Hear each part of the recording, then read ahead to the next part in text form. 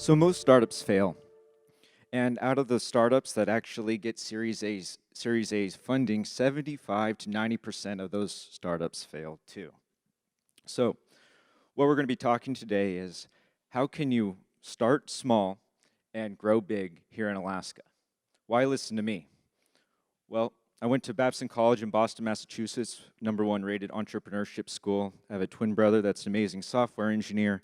Started my current company 10 years ago. We've gone through all of the growth phases of a company. It's now $70 million revenue, 250 employees, and ultimately, my brother and I want to help build some tech companies here in Alaska. So, 4 things that you should know about starting up and growing here in Alaska. So most startups fail because they actually have their original idea and they fail to actually pivot. And so #1 recommendation is use design sprints to validate your ideas. So when you have an idea and you want to actually build a solution to validate it, you are thinking that you need to build something that's extremely real. And so the harder your solution is, the more time it's going to take to build something and prototype it. Well, you could short track that and totally fake it, but that's not really good too. So if you wanted to fake it, you would just fake it and the time would be really short.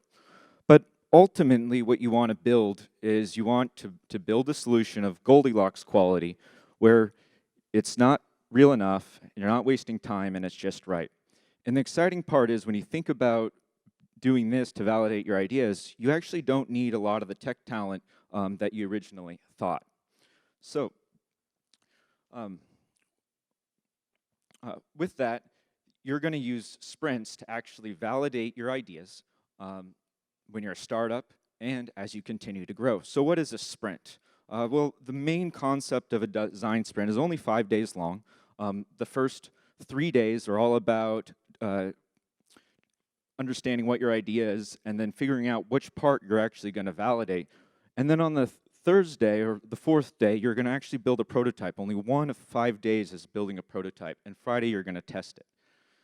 And ultimately, when you actually implement this, this way of thinking, you want everybody in your company, when you're small, to actually be a part of this because you all need to be working together to be building a solution that is feasible or useful, usable, and feasible. So after you have some of these ideas and then you want to actually you want to start growing the company, most of these startups actually just run out of money before they actually get market traction. And so what they end up doing is they actually hire the talent and they just go for it and hope that it all works out. And we heard from the stats earlier, that's not on your side. So program or be programmed. And what does this mean? This means that we actually need to learn how to program or we risk being programmed ourselves. So why this? Well, we know that a great product is actually the result of finding a customer need with a solution that is just now possible. Well, if we want to understand what is possible and we need to then help build the solution, you need to learn how to program. There's all these amazing qualities that you actually develop when you actually learn how to program that actually make you a better leader and manager as you're a startup. And when I learned how to program via osmosis from my twin brother, it enabled me to be a great product manager and ultimately build one successful product, actually 2.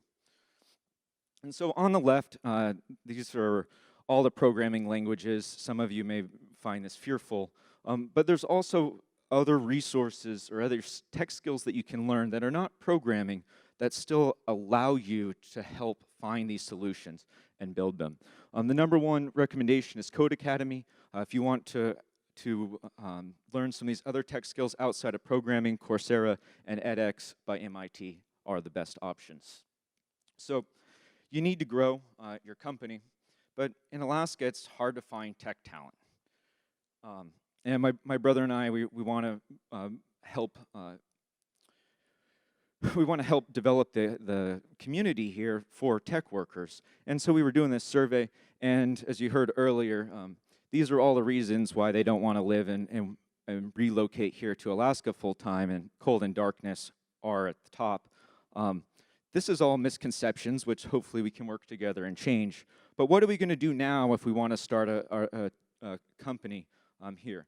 We're going to need to embrace remote workers. So when you're starting out, you need team members that have open minds and a desire to actually invent the future. And when you grow, you actually need a lot more of these same team members. So if you're going to start a company here in Alaska, you can easily do it by hiring remote workers. And the amazing part about this is if we work on this, then we can secretly tell them to move to Alaska. So the number one resource typically when you're a startup is not necessarily to hire a full-time person, but find freelancers. There are lots of resources out there to find freelancers outside of traditional programming. So guru.com, find freelancers for programming and all the way into marketing and design.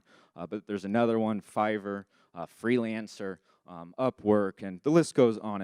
And then eventually, which is also pretty rad, over here in the lower right-hand corner, this is Glassdoor, which is a major job seekers website. And they allow job seekers to actually select if they want to include remote working options. So remote work is a new way of working, and we can actually embrace that to grow our companies here and eventually our community. So as we grow, growth actually creates complexity.